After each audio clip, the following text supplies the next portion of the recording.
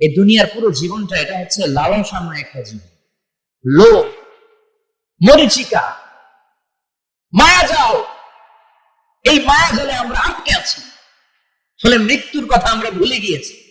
পাগলের মতো ছুটছি, আরো টাকা লাগবে, আরো খ্যাতি লাগবে, আরো যশ লাগবে, আরো দাপট লাগবে। আমার এত টাকা দিয়ে কি হবে, এত সম্পদ দিয়ে কি হবে, এত ব্যস্ততা দিয়ে কি হবে তোমার? থামুন, অনেক হয়েছে। আম্মা থামুন, take a rest, take a breath and think about death. Think that you have to go back to your Lord. একটু বসেন না, একটু ভাবেন যে আমাকে চলে যেতে হবে, চলে যেতে হবে। এই কোলাহল, এই ব্যস্ততা, এগুলো থাকবে, থাকবো না আমি। সাইয়েদনা ওমর ফারুক বলেছেন, মুতু ক্বাবলা আন তামুতু, মরার আগে একবার মরো। হাসিবু ক্বাবলা আন তুহাসাবু আলাইকুম, তোমার হিসাব নেওয়ার আগে তুমি একবার নিজের হিসাবটা করো না। কাগজ বের করে একটু লিখো না, কি কি ভালো কাজ করছিলা, যেগুলো দিয়ে নাজাতের ওসিলা হতে পারে। 1 2 3, আর কি কি আকাম কুকাম করছো দেখো না, লিখে দেখো তোমার অবস্থাটা কি। মরার আগে একবার মরো। মরার আগে খাটের মধ্যে শুয়ে শটান করে চোখ বন্ধ করে একবার মরার ভান করে দেখেন কেমন লাগে। চোখটা বন্ধ করেন আর ভাবেন আপনি নাই, কি কি হতে পারে ভাবেন। আপনার ছেলে মেয়েরা কান্না জুড়ে দিবে, আপনার প্রাণের স্ত্রী বিলাপ শুরু করে দিবে, বন্ধু বান্ধবের চিৎকার মাতম, স্থানীয় এলাকার মসজিদে ঘোষণা, অমুক এলাকার নিবাসী অমুক ভাই, অমুকের ছেলে অমুক দুনিয়ায় নাই। সব আত্মীয়রা চলে আসবে, ফেসবুকে স্ট্যাটাস দেয়া হবে, সবাই সবাইকে জানাবে বিকাল 4টায় অমুক হাই স্কুল ময়দানে আপনার জানাজা। ছুটে আসবে, সবাই ছুটে আসবে আপনাকে শেষ বিদায় দিতে, গুড বাই জানানোর জন্য, আল ওয়াদা, বিদায় জানাতে আসবে সবাই। 4 তাকবীর দিয়ে আপনার জানাজা হবে, অশ্রুসিক্ত জানাজায় আপনার বিদায় হবে। কাঠের খাটিয়ার মধ্যে করে কাঁধে তুলে আপনার কবরে নেওয়া হবে। আগে থেকে খুঁড়ে রাখা কবরটার মধ্যে আপনার বিছিয়ে দেয়া হবে। বাঁশের কচি দিয়ে তার উপরে মাটির চাপা দিয়ে সব চলে যাবে। ভাবেন না একবার চোখ বন্ধ করে, this is the cycle of life, this is the nature of life. এটা সবার হবে, আমার হবে, আপনার হবে। এত মায়া, এত ভালোবাসা কই যাবে? কেউ থাকবে, সবাই আপনার অন্ধকার কবরে রেখে দিয়ে চলে আসবে। উপরে বাঁশের কঞ্চি, তার উপরে মাটির চাপা, অন্ধকার অন্ধকার।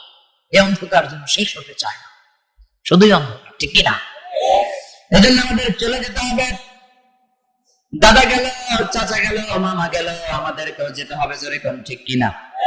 একদিন মাটির ভেতরে হবে ঘরে মনামা, কেন বন্ধ দালান ঘর, প্রাণ পাখি উড়ে যাবে পিঞ্জরা ছেড়ে।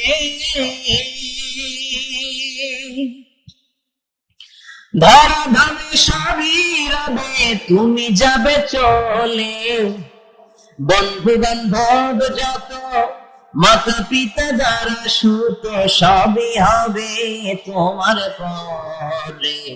মন আমার কেন বন্ধ দালান ঘর, একদিন মাটির ভেতরে হবে ঘরে। মন আমার কেন বন্ধ দালান ঘর, ঠিক না? সব করে থাকবে, চলে যেতে হবে আমাদেরকে। এজন্য আখিরাতের কথা যেন আমাদের স্মরণ হয়। বিশ্বনবী বলতেন, নাহাইতুকুম আন জিয়ারাতিল কুবুর, আমি তোমাদেরকে কবর জিয়ারত করতে আগে নিষেধ করতাম, কিন্তু এখন নিষেধাজ্ঞা প্রত্যাহার করে নিলাম। এখন সবসময় তোমরা কবরের সামনে যাবা আর জিয়ারত করবা। কবরস্থানে জানতো বড় কৃষ্ণপুরের এই গ্রামের কবরস্থান আছে কোন দিকে?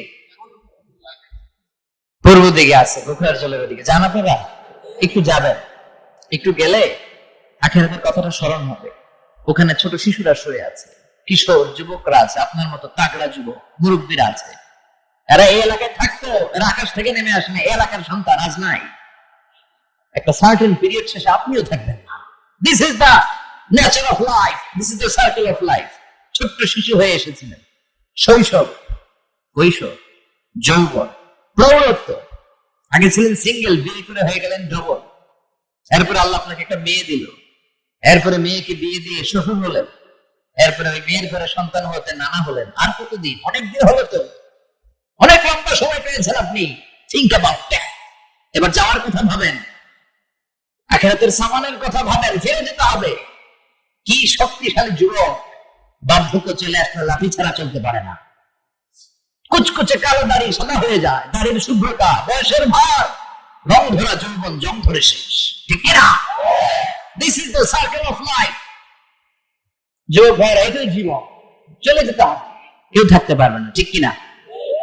এটা রিমাইন্ডার আল্লাহ সূরার ভিতরে দিয়েছেন যে তোমাদেরকে ফিরে যেতে হবে।